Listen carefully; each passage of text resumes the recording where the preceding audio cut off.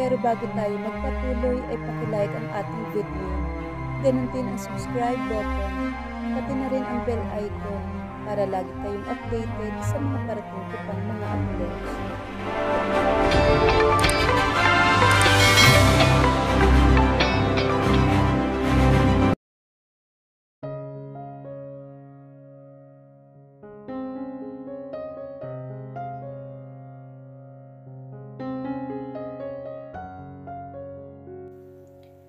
Hawak ni Blake sa isang kamay ang malapad na lagayan ng pagkain na naglalaman ng mainit pang sinangag, danggit at itlog. Ang kabilang kamay naman niya ay isinuksok ang susi sa butas ng susian. Nang mabuksan ang pintuan ay huminga muna siya ng malalim bago humakbang sa loob ng silid. Naabutan niyang nakasalampak ng upo sa sahig si Angela at nakatingala sa kanya habang malalim ang pagkakasimangot nito. Suot pa rin ito ang silk na roba, pero alam niyang nakapaglinis na ito ng katawan dahil nag-iwan siya ng malinis na bempo, palanggana at balde ng tubig kagabi. Binigyan niya rin ito ng malinis na toothbrush at isang pakete ng toothpaste. Nasa isang sulok na ang mga iyon at maayos naman ang pagkakatabi niyon. "Gusto mong umihi o ano?" tanong niya rito. "Gusto ko ng maayos na pagligo." Matigas nitong sambit. "Mamaya na."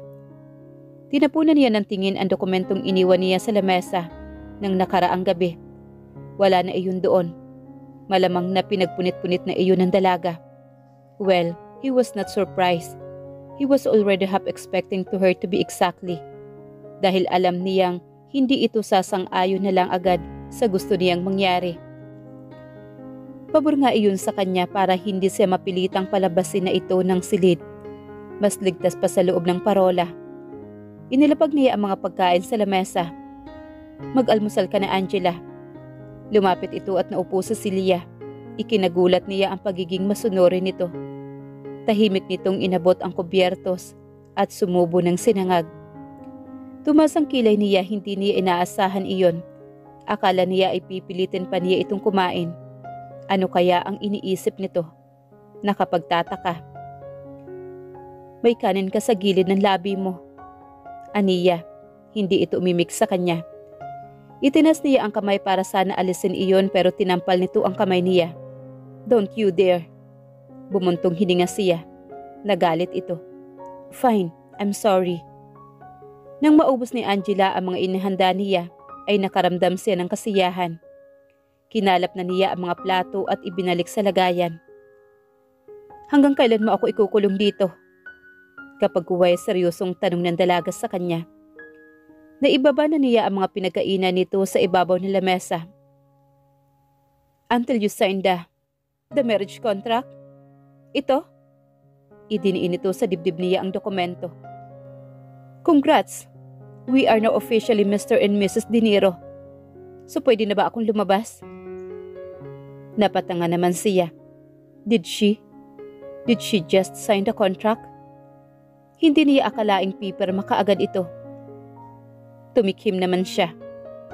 "Pinag-iisipan mo ba muna ng mabuti bago mo pinirmahan ang kontrata?" "I did, overnight. Nag-isip ako ng mabuti. I would gain more if I marry you.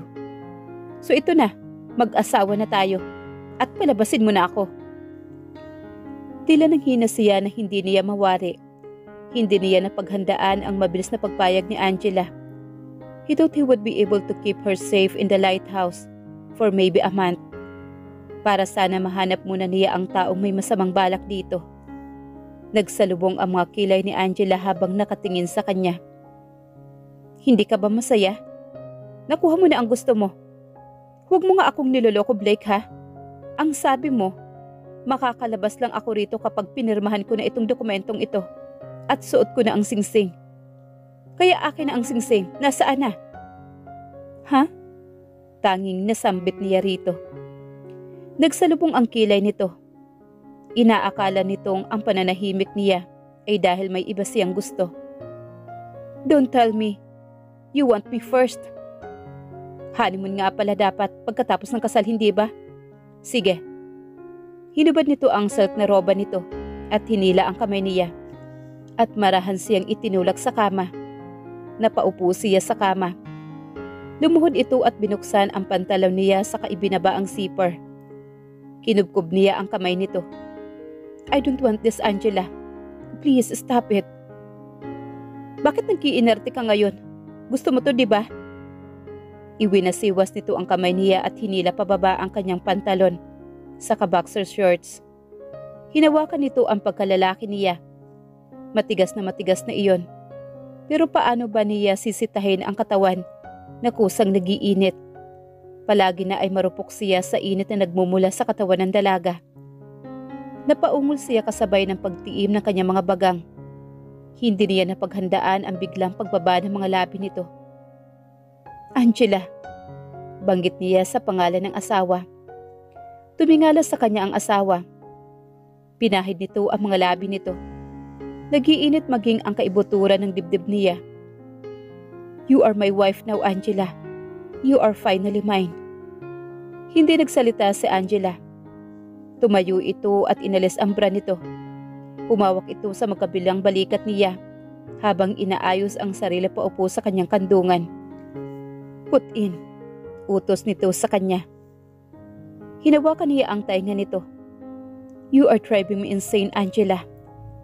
Mahigpit din pumulupot ang isang braso nito sa baywang ng asawa. Inangat niya ang balakang ng asawa.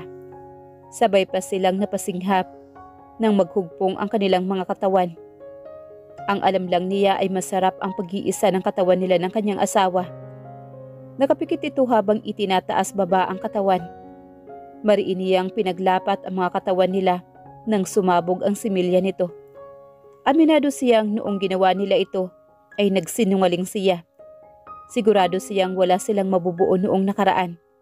Pero ngayon iba na ang magiging resulta nito. Hingal na hingal silang dalawa.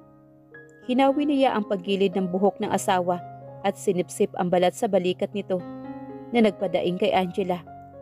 Inilapit niya ang mga labi sa tainga nito. I'm sorry, I lied.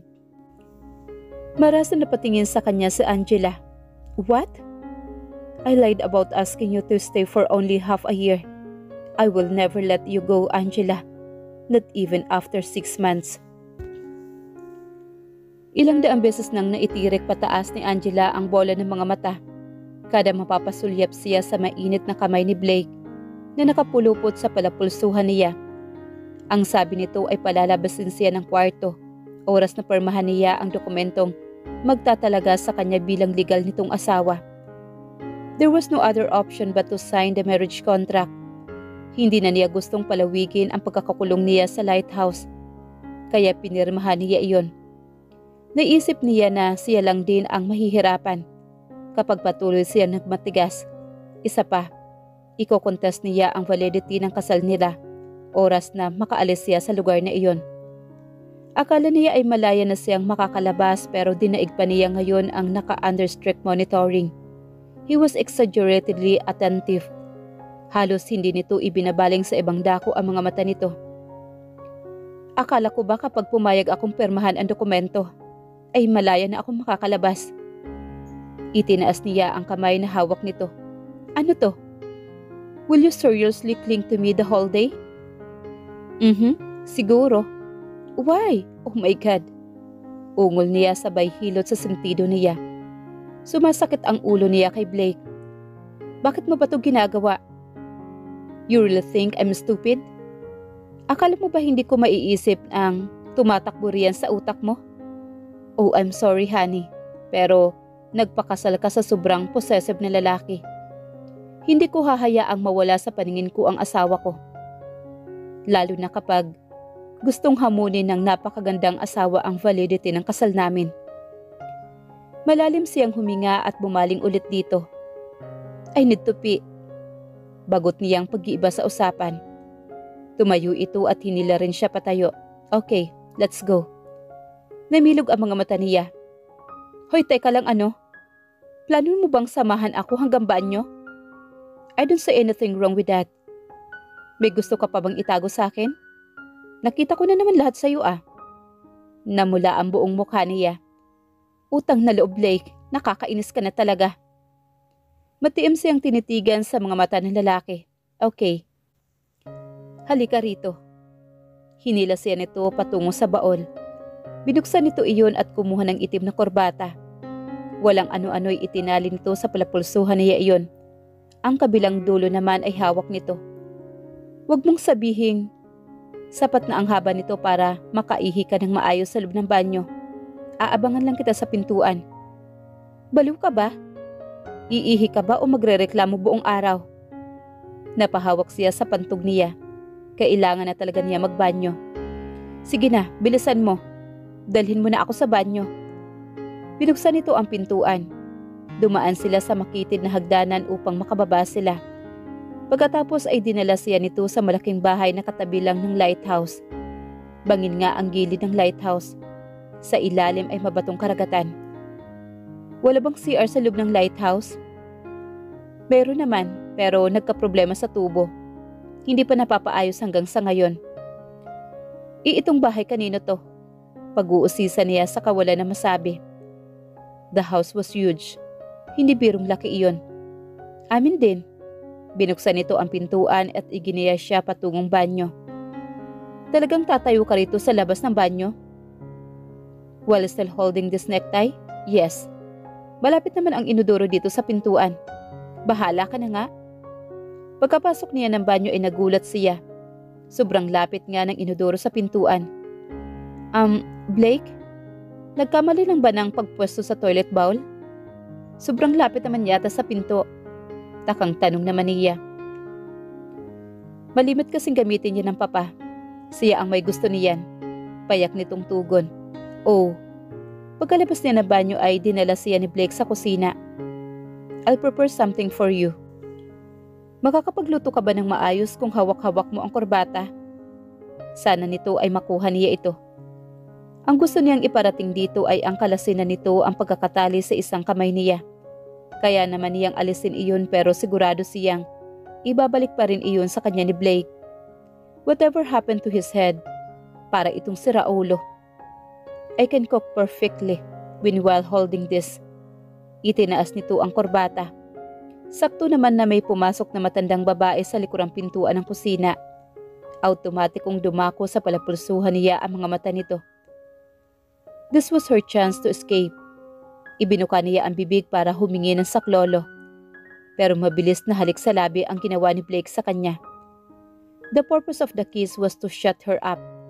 Pero napakainit ng mga labi ni Blake. Susmar Yusuf naman Blake. Bulalas naman ang matanda. Humarap dito ang lalaki. Manang Surena, pasensya na po. Hindi ko napigilan ang sarili ko. You see, we just got married and... Tumingin ito sa palapulsuhan niya. You know, the honeymoon. Dis ko mga bata ito. Akala ko ay kung ano na. Honey, si Manang Surena pala. Caretaker natin dito. Manang, asawa ko po si Angela. Angela? Ulit nito. Sumimangot naman siya. Hindi porke caretaker nila ito ay kakampihan ito na matanda. Oras na malaman nitong kinidnap siya ng lalaki. Ibubuka na sana uli niya ang bibig na magsalita ang matanda. Ay napakaganda naman palang bata. Kaya pala sa tuwing nagbabakasyon ka rito ay naikukwento mo palagi itong si Angela. Naalala mo pa ba ang pagkakataong nagpunta kayo sa mga Colorado? Sabi mo nakaupo sa poolside itong si Angela at tinatanong ka kung nababagot ka na ba. Ang sabi mo, palagi kang nababagot kapag nariyan siya. Pero ang sabi mo sa akin ay tandang-tanda mo pa ang hitsura niya ng gabing iyon. Sabi mo, napakaganda niya. Sabi mo pa nga, siya ang may pinakamagandang mukha sa lahat ng babaeng nakilala mo. Napangiti ng malawak ang matanda. Noon pa man kitang-kita ko na ang paghanga mo kay Angela. Hindi na nakakapagtakang kayo nga ang nagkatuluyan.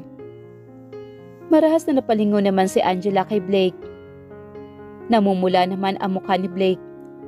Nagpaling ito ng tingin sa ibang direksyon. Wala akong sinasabing kanyan, Manang.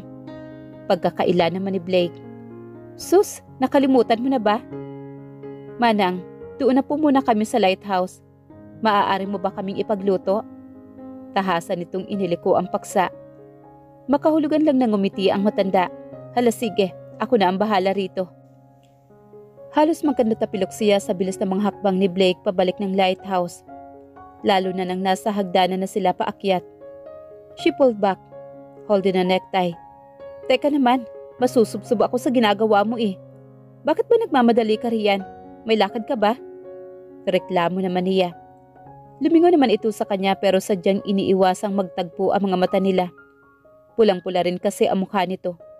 Ang isang Blake na palaging blanko ang ekspresyon at madalas ay nakasimangot ngayon ay namumula na.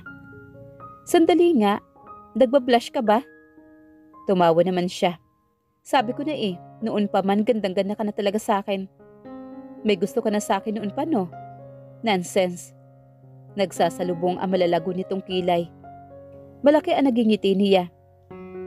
May gusto ka talaga. Nagulat siya nang biglang sumapo sa batok niya ang palad ni Blake at mapusok siyang hinalikan sa mga labi. Tahimik na okay? Bulong niya sa labi nito na medyo nagkahiwalay pagkatapos ng nakakapasong mainit na halik. Kumusta na ang pinaiimbestigahan ko? Seryosong tanong ni Blake sa kausap niya sa telepono. We've gathered footage from CCTV in some areas of the province. Sa plaza nakita ng bandang 6:00 pa lang ay nakaparada na ang kotse pero walang tao ang bumababa roon. Nang nakatayo na si Miss Colorado sa gilid ng kalsada ay saka binuhay na nagmamanehong niyon ang makina ng sasakyan. From the footage, we can say that there really was intention to harm Miss Colorado. Shit! I knew it! Hindi nagkataon lang iyon. Please, find more people to join the investigating team. Wala akong pakialam kung gaano kalaking pera ang kailangan kong ilabas. Money won't be a problem. I just want the person responsible for this to be put behind the bars. Nagiigting ang panga niya sa galit. Kuyom na kuyom din ang mga kamao niya. Dumako ang tingin niya sa asawa na natutulog sa kama. Nanigas siya. Iniisip pa lamang niya na masasaktan ito. Pero sinusumpa niyang poprotektahan niya ang asawa. Malaking pasakit na ang naranasan nito sa kanya noon. Hinding-hindi na siya papayag na muli pa itong masaktan. Muling tumunog ang telepono niya. Mama niya ang tumatawag. Ma, anong kabaliwan ang pumasok sa utak mo, Blake? At tinangay mo si Angela. Alam mo bang pinaghahanap na kayo ngayon? Come on, iho. You can't force Angela to love you again. Asawa ko na siya, ma. Ano? Nagpakasal na kami. I sent the papers to the personal lawyer to have it registered at the Civil Registrar Department. You didn't force her, didn't you? Because if you did, at hindi dumaan sa tamang proseso ang pagpapakasal nyo, ay mapapawalang bisa pa rin yun. I won't let her or anyone contest the validity of our marriage. She is mine now, ma. At hindi ko na siya pakakawalan pa. If I have to get her pregnant 6 times just to make her stay married to me, I will. Maigting ang determinasyon sa kanyang tinig. Napabuga ng hangin naman ang kanyang ina. Nababaliw ka na ba, Blake? Kapag narinig ng papa mo itong mga pinagsasabi mo, malalagot ka sa kanya. Ma, I'm not a child anymore. Hindi ako natatakot. There's only one thing that scares me at this point, is losing my wife. Kaya gagawin ko ang lahat para hindi mawala sa akin si Angela. Come on, Blake. Magsimula kayo sa tama. Huwag ganito. Apila naman ang ginang. Gagawin ko iyan, ma. Pero hindi muna sa ngayon. We are in a safe place, ma. May dahilan ako, ma. Kapag naayos na lahat, magpapaliwanag ako kung bakit ginawa ko ang mga ito ngayon. Saglit na katahimikan ang namayani sa kanila. Maya-maya'y bumuntong hininga naman si Belinda. Take care of your wife, Blake. I wish to see you, the two of you, come home soon, okay? Please, know that I just want you and Angela to be happy. Sana matagpuan na ninyo ang kaligayahan sa piling ng isa't isa. O siya, mag-iingat kayo riyan. Maghihintay ako sa pag-uwi niyong dalawa. Salamat, ma. Nakasimangot ang mukha ng asawa ng buksan ni Blake ang pintuan ng silid. Matalim na matilim ang pagkakatitig nito sa kanya. Nakatayo ito sa tapat ng pintuan mismo at bakas ang pagkaubos ng pasensya nito. Kailangan ba talagang ikulong mo ako rito? Hanggang kailan mo ikakandado ang pintuan? Wika nito. Inabot niya rito ang hawak na paper bag. Bagong damit at undergarments for you. Hindi nito tinanggap iyon. Palabasin mo ako rito, Blake. Nababato na ako sa 4 na sulok na silid na ito. Gusto ko na... Bigla niyang hinawakan ang maliit na mukha nito. Saka iniyuko ang ulo para halikan siya ng buo sa bibig nito. Hinila niya ito palapit sa katawan niya. Nilalima niya ang paghalik sa asawa. Nababagot ka na ba rito? Dinhayaan mo akong gawin ang mga bagay na exciting para sa'yo. Mainit ang pagkakatitig niya sa asawa habang nagsasalita siya. Napangiti siya at bigla na lang binuhat ang asawa at ikinatili nito. Ibaba mo nga ako, Blake. You make me laugh every day. Hindi ka pa ba nagsasawa sa akin? Bakit ako magsasawa sa asawa ko? Sagot naman ni Blake. Hindi tayo magkasintahan. At sino may sabi? I am very much in love with you, Angela. Ewan ko lang sa'yo. Pero sisiguraduhin kong mahuhulog ka ulit sa akin. At mabilis niyang hinalikan ito. Bababa tayo. May nilutong masarap na pagkain si Manang Surena. Hindi tumutol ang asawa. Sumama na agad ito sa kanya. Hindi niya binabatawan ang kamay nito. Pagkatapos nilang kumain ay inabot niya rito ang may kakapalang sobre. Ano yan? Nagsususpetsa nitong tanong. Dokumento ng mga ari-arian nyo. Ayaw mo ba? I bought back everything that belongs to your family. Ipinangalan ko lahat sa'yo. Hindi ito nagsalita. Totoo ba ang sinasabi mo? Marunong akong tumupad sa usapan, Angela. Sabi ko sa'yo kapag nagpakasal ka sa akin, ay ibabalik ko sa'yo ang lahat ng pagmamay-ari ng pamilya mo. So ito na. Nalaki naman ang mga mata nito. Marunong ka ba talagang tumupad sa usapan, Blake? Ang sabi mo, 6 na buwan lang. Pero binawi mo agad nang permahan ko na ang kontrata. Mapaglaro siyang umisis sa kanya. Walang paraan na ako ay sumira sa loob ng 6 na buwan, Mrs. Dinero. Napakasinungaling mo. Ngumiti lang siya. O bago ko pa makalimutan, may ibibigay pala ako sa'yo. Pinakuha ko pa ito sa Manila. Kay Manang Surena. Halika. Hinawakan niya ang kamay ng asawa at dinala sa isang malaking kwarto. This used to be my room. Madalas kaming nagbabakasyon dito noon. Natutuwa kasi ang mama na panuurin ang mga alon sa dagat. Nauna siyang pumasok sa loob at kinuha ang paper bag na nakapatong sa ibabaw ng kama. Nakisuyo siya kay Manang Surena na kuhanin ang lumang photo album nila sa bahay. Sa tingin niya ay matutuwa ang kanyang asawa kapag nakita ang mga lumang litrato ng mga magulang nito na nasa pictures na kuha ng ina niya noon. Nang lingunin niya ang asawa ay nakita niyang titig na titig ito sa shelf kung saan nakapatong ang mini house na gawa sa papel. Siya ang gumawa niyon noong bata pa siya. Kanino yan? Tanong naman ni Angela. Akin. Ikaw ang gumawa niyan? Tumingin sa kanya ang asawa. Oo, bakit? Nagtataka siya kung bakit mukhang interesado ang asawa niya sa bahay na papel. Nakikita ko ang mga guhit ng marigold. At iyan ba? Napakamot siya sa ulo. Ako ang nagdrawing ng lahat ng yon. Ipinapaalala niyon sa akin ay ikaw. Did you know that marigolds represent stubbornness? Parang ikaw rin noon. Gumiti siya at hinawakan ang bahay na papel.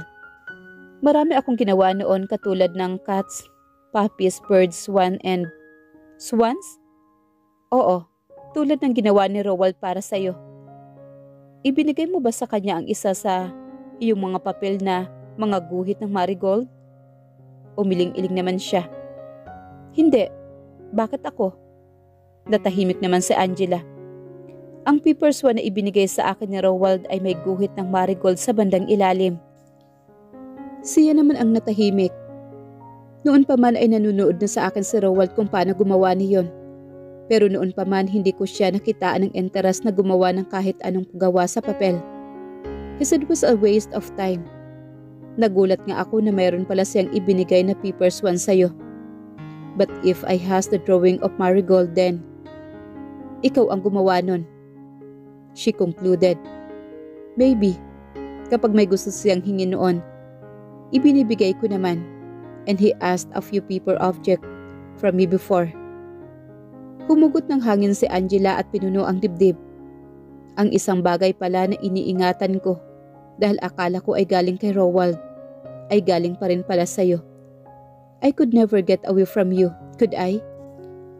Matiim niyang pinakatitigan ang asawa. Pagkatapos isang banayad ng ngiti ang sumilay sa kanyang mga labi. Maingat niyang hinawakan ang mukha nito. Buong pagmamahal. Then, don't ever get away from me, Angela. Kasi the more we run away from each other, the more we are pulled closer.